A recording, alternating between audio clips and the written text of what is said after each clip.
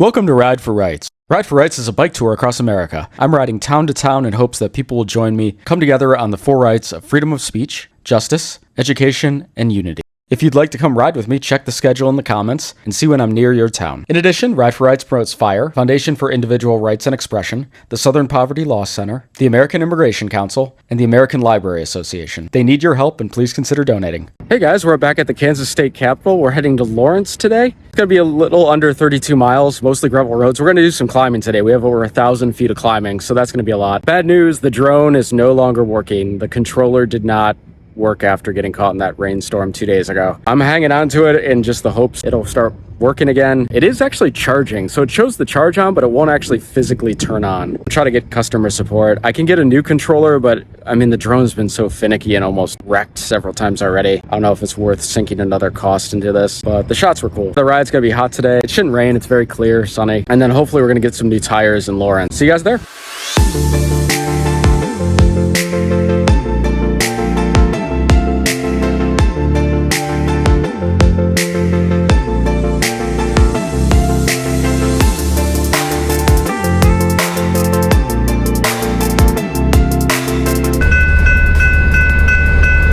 Five minutes later. 5 minutes later. 5 minutes later. 5 minutes later.